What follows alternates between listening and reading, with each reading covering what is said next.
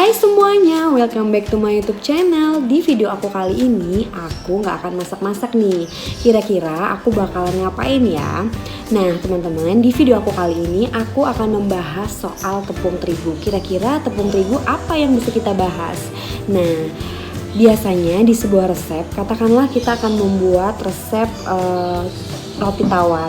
Biasanya akan dituliskan misalnya 500 gram tepung terigu. Nah, biasanya nggak akan cuma dituliskan tepung terigu aja, tapi akan disebutkan atau akan disertakan spesifikasi dari tepung tersebut menggunakan tepung apa. Nah, video aku kali ini aku akan membahas soal macam-macam dari tepung terigu dan apa aja sih perbedaannya. Buat kalian yang penasaran, stay tune terus video aku sampai habis ya.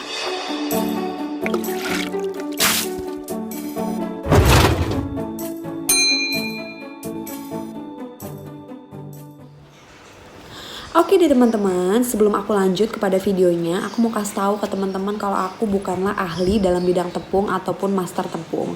Dulu ketika aku sekolah, aku dapatkan materi ini dari guru aku, dan kali ini aku akan sharing ke teman-teman semua. Mudah-mudahan video ini nanti bisa bermanfaat buat teman-teman ya. Tepung terigu itu ada berapa macam? Nah, tepung terigu itu terdiri dari 3 macam, yaitu tepung terigu protein tinggi, yang kedua protein sedang, dan yang terakhir protein rendah. Kandungannya apa aja yang ada di dalam tepung terigu? Kandungannya ada protein, ada juga karbohidrat, dan yang terakhir ada gluten. Nah, glutennya ini sendiri yang membedakan antara tepung terigu protein tinggi, protein sedang, dan protein rendah. Terus, apa sih sebenarnya gluten itu? Gluten itu adalah senyawa yang terdapat di dalam tepung terigu yang memberikan sifat elastis dan kenyal. Jadi semakin tinggi protein atau gluten yang kita gunakan, maka akan semakin baik makanan yang kita hasilkan ya teman-teman. Nah, aku bakalan tunjukin ke teman-teman contoh-contoh dari tepung protein tinggi, protein sedang, dan protein rendah. Di sini aku punya 3 macam tepung terigu.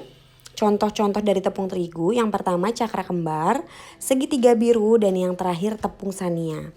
Perbedaannya apa antara 3 macam tepung ini? Perbedaannya kalau untuk cakra kembar, dia ini adalah tepung protein tinggi. Biasanya ada tulisan cakra kembar dan bungkusnya warna hijau seperti ini. Dia ini protein tinggi mengandung 13-14% kadar protein.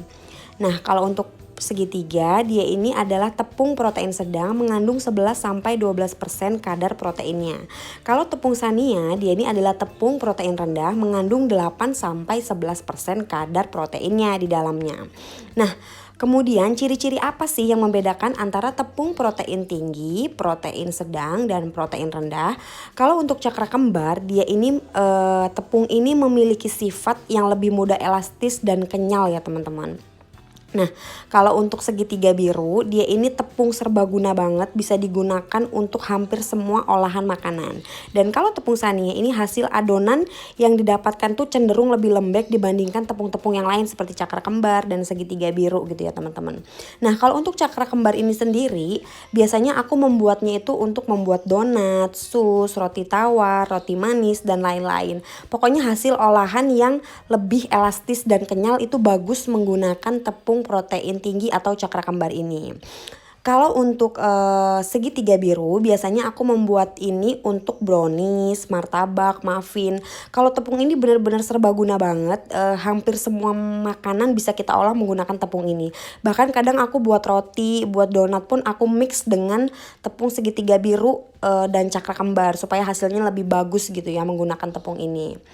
Benar-benar tepung serbaguna banget deh pokoknya kalau tepung segitiga. Nah, kalau sania itu adalah tepung protein rendah. Biasanya aku menggunakan untuk membuat kue kering, coklat cake, gorengan, dan lain-lain. Cuman dia ini memang daya serap airnya lebih rendah ya teman-teman dibandingkan dengan tepung-tepung yang lain. Cuman dia punya kelebihan, dia lebih bisa tahan lama dibandingkan dengan tepung-tepung yang lain. Oke deh teman-teman, itu aja dulu video dari aku. Mudah-mudahan video ini bermanfaat dan berguna ya buat teman-teman semuanya. Mulai dari sekarang jangan bingung-bingung lagi untuk menentukan tepung apa yang cocok untuk teman-teman gunakan untuk mengolah makanan yang akan teman-teman olah. Nah, kalau kalian suka dengan video ini, jangan lupa like, comment, subscribe, dan share video aku ke sosial media yang kalian punya. Dan jangan lupa juga tekan tombol notifikasinya supaya kalian gak ketinggalan video-video baru aku selanjutnya. See you next video, bye-bye!